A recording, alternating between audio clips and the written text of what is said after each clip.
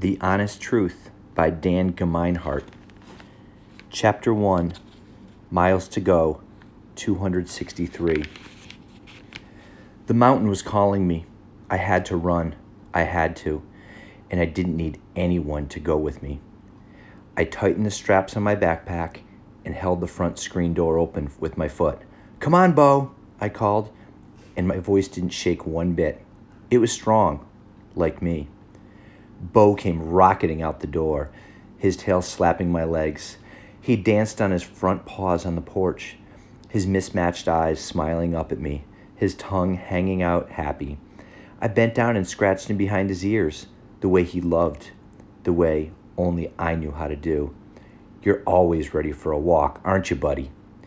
He panted out a yes. "Well," I said, grabbing the handles of my duffel bag and standing up, "you're in for a doozy." I looked out to the horizon, to the white-topped mountains in the distance. The biggest walk of all. That's the truth. I slammed the door behind me, and I didn't look back, even once. I didn't worry about a key. I might not ever be coming back. Bo walked right up against my leg the whole 10 minutes down to the station. My camera swung and thumped against my stomach, dangling from a strap around my neck. When I saw the station up ahead, I ducked around a corner and crouched down in an alley. My breath came in nervous puffs. "All right, Bo. Now, just like we practiced." I unzipped the duffel bag and spread it open. It was mostly empty. I patted the inside of it. "Come on, Bo. Get on in." Bo stepped right in, spun around a couple of times, and then flopped down. He looked at me. "God, you're a good dog," I whispered. His tail tried to wag inside the duffel. I fished in my pocket for a biscuit, and he snuffled it out of my hand in one chomping gulp. I zipped the duffel almost all the way closed. Bo disappeared into the darkness inside. I stood up, and Bo's weight pulled my shoulder down. I tightened my grip. "I'm glad you're not a St. Bernard," I whispered down into the duffel bag, and then walked out around the corner and up to the ticket window. The man behind the window squinted up at me from the magazine he was reading. I straightened my bright red baseball hat and cleared my throat. "I need 2 tickets," I said. "Bus or train?" "Bus, to Spokane." "You're traveling alone?" The word alone rang like a broken bell. I licked my lips. "My dad's in the bathroom," I answered. "He gave me money for the tickets." The man nodded and yawned. People are lazy. That's what I was counting on. "Okay, 1 adult, 1 child. Wenatchee to Spokane. That's $44. I pulled the money out of my pocket of my blue jacket and handed it to him. "Bus leaves in 10 minutes from right over there." I took the tickets and walked the way he'd pointed. A couple of buses were rumbling next to the curb. One said Spokane on the front, just like my tickets. I looked over my shoulder. The man behind the window had his eyes back down on his magazine. I walked right past the bus and around the corner of the building to the train platform. There was this little covered seating area I'd seen when I'd made my plans. The one with a garbage can chained up behind it, mostly out of sight.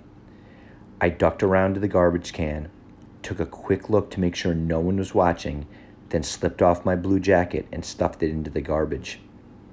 My red hat and the 2 bus tickets went in after it.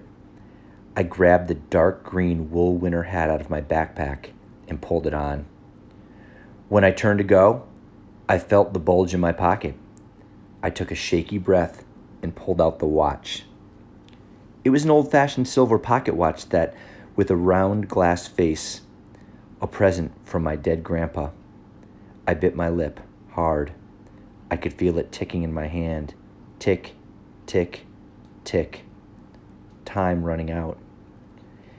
Here's what I don't get. Why anybody would want to carry something around that reminds you that your life is running out. I threw the watch to the ground as hard as I could. It smashed against the concrete. The glass cracked, but didn't break.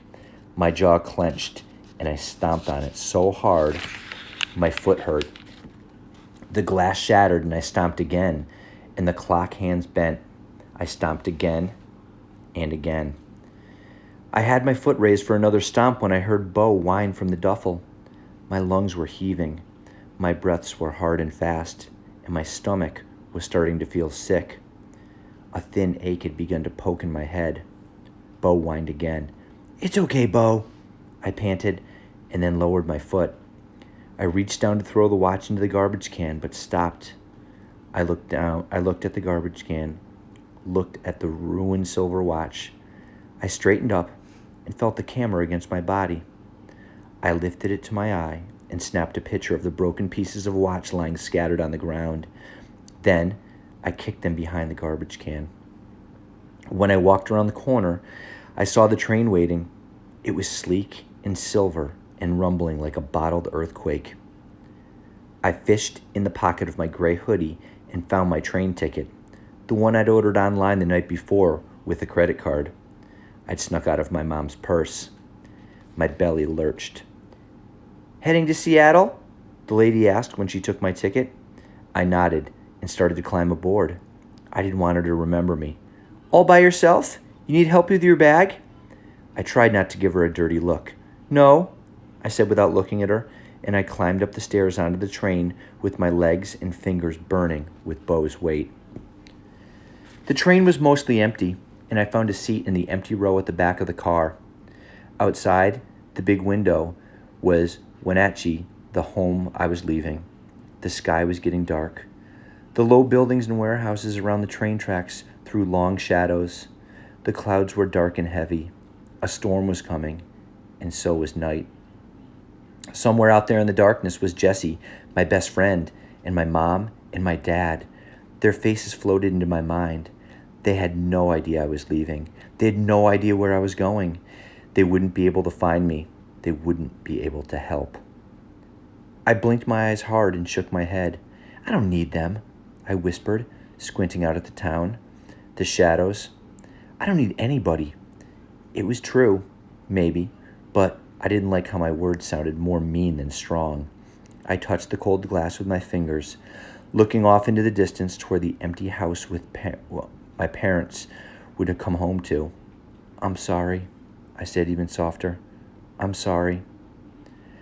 I pulled a little notebook and pen from the outside pouch of my backpack. I flipped past my homework and doodles and opened to the first empty page, then thought for a minute.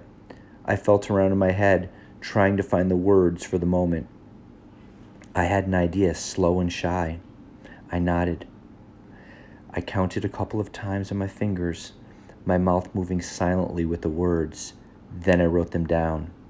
Outside I heard the call, "All aboard!" Then the rattle and crash of a metal door closing.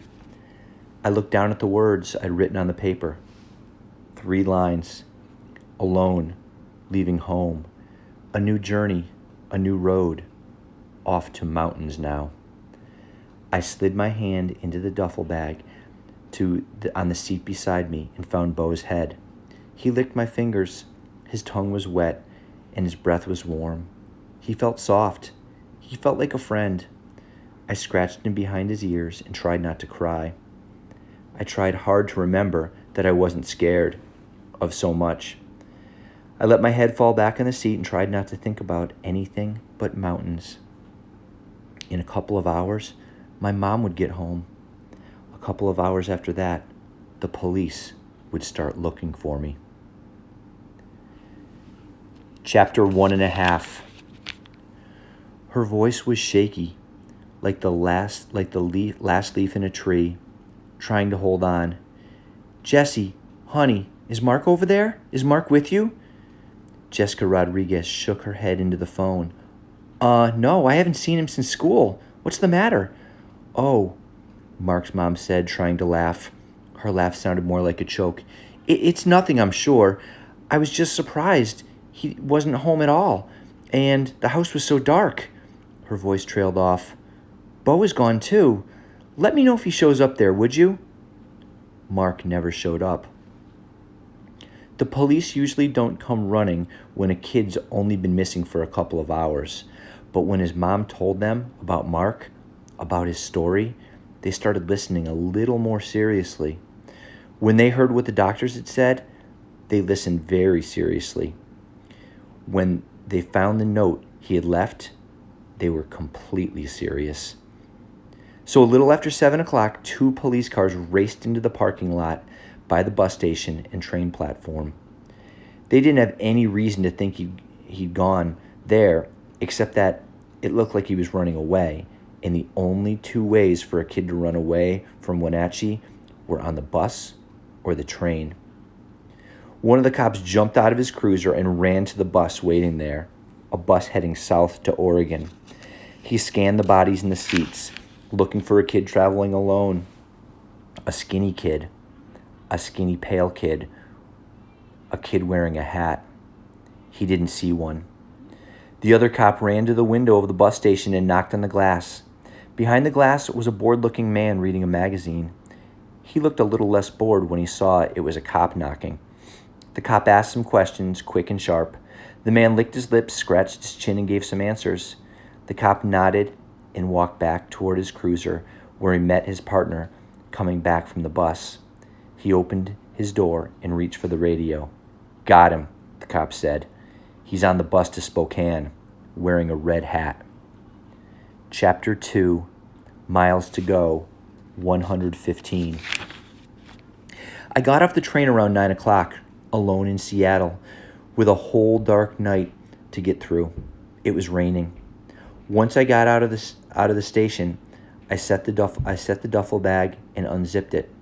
Bo came bounding out, his claws clattering on the wet sidewalk. His whole body was wagging. We got a long night ahead of us, Bo Camp. I scratched him behind his ears and slapped his ribs. Our bus doesn't leave until tomorrow. There's a lot of time to kill. I slipped the backpack on. Bo scampered around, sniffing the strange city smells and going to the bathroom everywhere. Then we started walking. The city was dark. It wasn't bright lights, lit up buildings, cars, and people walking around like I'd imagined. The train station in Seattle was in the middle of empty warehouses and abandoned buildings. The streetlights were broken, mostly. The only people I saw looked homeless, curled up in doorways or coughing from the darkness of alleys. Bo growled at them and walked closer to my leg. Everything smelled like old cars and garbage. In an hour, I saw a couple of cars go by. When I glimpsed the flash of their headlights and heard their tires crunching on the street, I ducked into whatever deep shadow I could find and tried to hold my breath. I gripped Bo's collar tight and whispered in his ear to calm him. The cops could be after me already. As we passed a dumpster, a crash sounded from the darkness behind it. A loud metal crash, like a garbage can getting knocked over. I screamed and jumped, my heart hammering. I almost dropped the empty duffel bag. Bo barked and his fur on his back raised. I almost started to run, but there was nowhere to run. There was a rustling sound in the darkness, like someone or something trying to get up, a scraping. Bo growled, low and deep in his throat, and backed up, his eyes on the noise. "Come on," I said, my voice shaking. We kept walking faster. I looked back over my shoulder.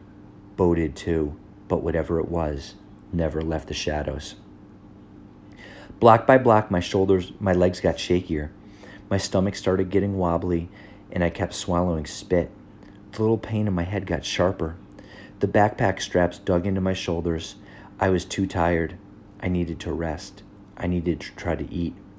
Bo wasn't wagging his tail anymore. His head turned back and forth, sniffing at every strange sound and looking at every black shadow. A growl lived down in his throat all the time. Everything felt like danger. Ahead, I saw the glowing windows of an all-night restaurant. It was a crummy place, the kind that has plastic ashtrays on the tables and serves breakfast all day. I felt a little bulge of money in my pants pocket. I didn't have extra, but I had just enough. I dropped the duffel bag and spread it open. "Come on, buddy." I patted the bag. My words came between panting breaths. Bo's ears went back and his doggy eyebrows scrunched together. He whined and wagged his tail low. I know, I said. It stinks. But I'll get you some bacon. His ears perked up at the word. He tapped his toes a couple of times on the sidewalk and then stepped forward and curled up in the duffel. I scratched behind his ears before zipping him up. My hands felt weak, like I couldn't make a fist, but I managed to lift the duffel. I looked at the darkness around me and walked into the restaurant. The place smelled like stale cigarettes and coffee and frying eggs. Pictures flashed on a TV hanging in the corner, but the sound was off. My mouth started to water and my stomach woke up. Most of the tables were empty. There was an old couple, chewing without talking at the corner booth, and a man with a long beard and a ponytail sitting by himself at the counter. I wondered if he was homeless. A gum-chewing waitress was leaning against the counter watching the TV. Everyone seemed tired and unhappy. The waitress looked me up and down.